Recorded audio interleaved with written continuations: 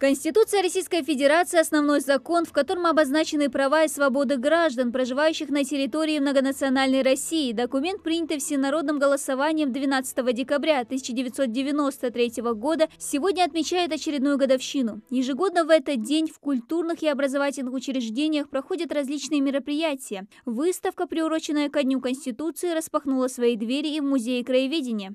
Надо сказать, здесь представлены новые редакции, тексты нашей Конституции, а также символы России, которые утверждены в Конституции России, и много других исторических материалов, касающихся нашей страны, Российской Федерации. Здесь же в музее посетителям расскажут историю принятия важного для России документа. Мало кто знает, что Конституций в нашей стране было несколько. Самая первая – Конституция РСФСР, принятая в 1918 году. Через 6 лет от нее отказались, приняв Конституцию СССР. На смену ей пришла Конституция 1936 года, а за ней застойная Конституция 1977 года. В нынешнюю, отвечавшую требованиям современной России, вошли положения о символах государственности, гербе, флаге и гимне. На фотографиях нашей выставки представлены уже объявления первой новой Российской Федерации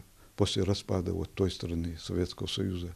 И здесь первый президент России объявляет о создании Российской Федерации нового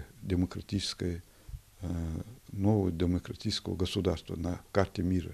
И после него и была принята новая Конституция 12 декабря 1993 году. Конституция состоит из преамбулы и 2 разделов. Первый из 9 глав и 137 статей закрепляет основы политической, общественной, правовой, экономической, социальной систем в Российской Федерации, основные права и свободы личности. Второй служит основой преемственности и стабильности конституционно-правовых норм. Конституция нашей страны – это основной закон нашей стране. Это основные права и свободы наших граждан.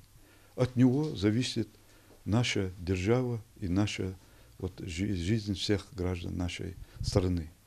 Основополагающий документ, наши законы, наши права, и на основе этого документа, Конституции страны, живет наша страна. Принятие Конституции для граждан России имело огромное историческое значение, но мир меняется, а вместе с ним назрела необходимость поправок в основной закон страны. Самые последние изменения в Конституции произошли 3 года назад. С 25 июня по 1 июля по стране прошло всероссийское голосование по поправкам в Конституцию. Охрана труда и здоровья, повышение соцвыплат, помощь людям с ограниченными возможностями здоровья. За новые поправки, гарантирующие поддержку всем жителям страны, проголосовали почти 80% россиян. В Ингушетии за поправки высказались более 55% избирателей. Все они хорошие поправки и необходимые на данный момент, я так считаю.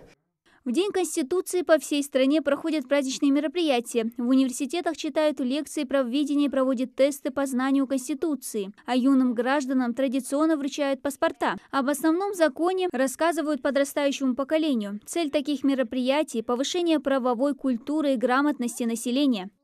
В свою законную силу Конституция вступила 25 декабря 1993 года. Выбирали документ всем народам. Он утвердил Россию как суверенное государство, а президента страны назначил гарантом ее сохранности и исполнения. Конституция для гражданина любой страны – закон, который он должен знать в первую очередь. Дана Плиева, Адам Далаков, Новости 24.